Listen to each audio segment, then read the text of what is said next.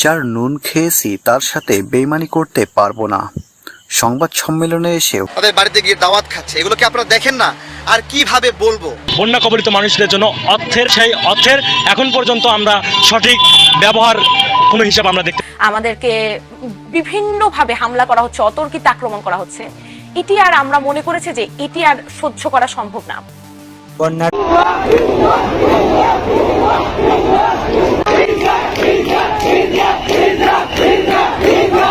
স্বাধীন একবারই হয়, গণঅভ্যুত্থান শুধু বারবার হয়। আবার রাজপথে নেমে আসবো। দুর্গা পূজার আগে এই অন্তর্বর্তীকালীন সরকারকে আমরা বয়কট করতে বাধ্য হব।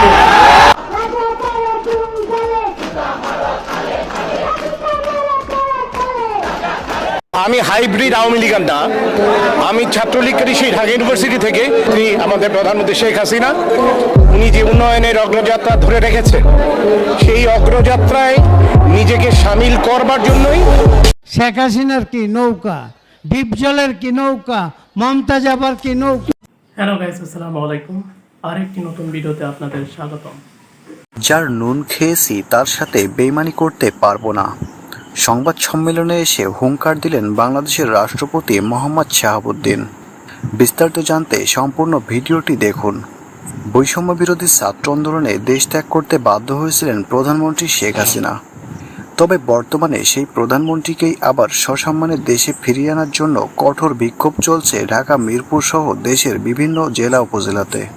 বাংলাদেশের রাষ্ট্রপতি শাহাবুদ্দিন তিনি বঙ্গবন্ধুর প্রতি ভালোবাসা ও শ্রদ্ধা রেখে ইতিমধ্যে সংবাদ সম্মেলনে জানিয়েছেন যে শেখ হাসিনার পদত্যাগপত্রের কথা বলতে বলেছিলেন বলেই সেভাবে সংবাদ মাধ্যমে প্রচার করা হয়েছিল।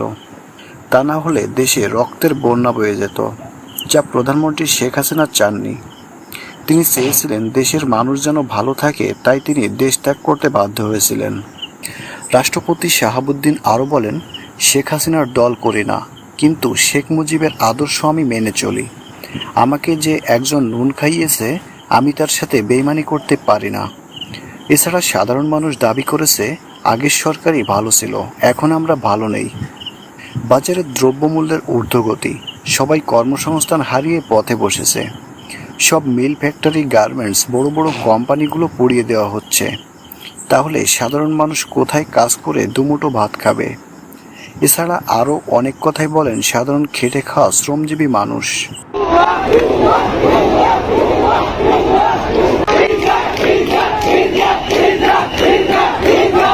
স্বাধীন একবারই হয়, গণঅভ্যুত্থান শুধু বারবার হয়। আবার রাজপথে নেমে আসবো। দুর্গা পূজার আগে এই অন্তর্বর্তীকালীন সরকারকে আমরা বয়কট করতে বাধ্য হব।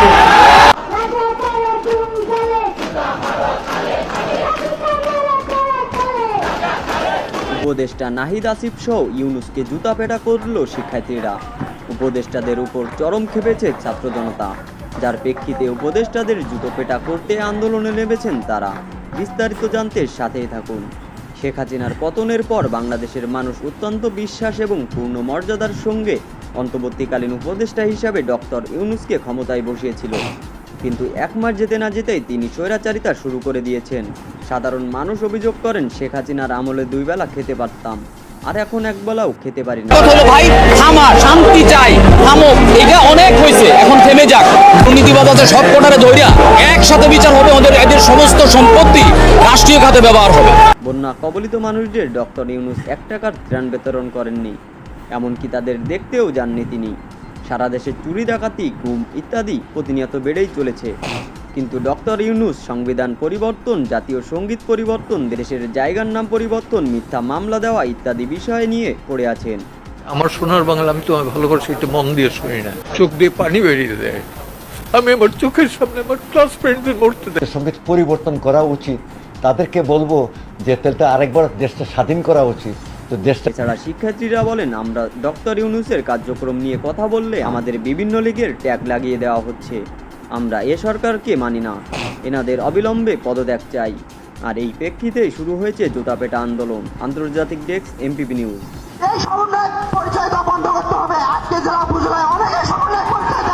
এবং এখন থেকে এই ক্যাম্পাসে কোটা আন্দোলনকারী যেখানেই পাওয়া হবে নির্বিকুত্তার মতো পিটিয়ে এই ক্যাম্পাস থেকে বের করো। তাদের বাড়িতে গিয়ে দাওয়াত খাচ্ছে, এগুলো কি আপনারা দেখেন না? আর কিভাবে বলবো?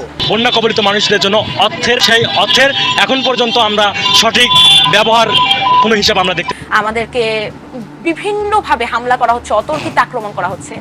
এটি আর আমরা মনে করেছি যে এটি আর সহ্য করা সম্ভব না। বন্যার্থদের টাকা আত্মসাতের অভিযোগ, সমন্বয়ক সারজিৎ আলমকে আটক ও গণপিটুনি। বিস্তারিত জানতে সাথেই থাকুন।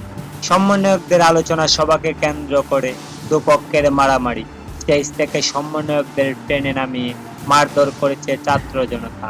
এ সময় পুলিশ ও সেনাবাহিনী এসে বেশ কয়েকজনকে আটক করেন।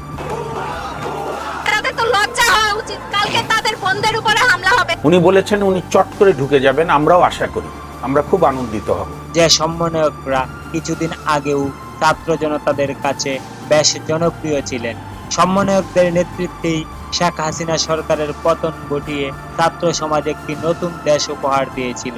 তবে আজ সেই সমন্বয়করাই নিজেদের মধ্যে মারামারি করে জনপ্রিয়তা হারাচ্ছে। তারা নিজেরা নিজেদের জন্য নতুন দল গঠনে ব্যস্ত সময় পার করছে।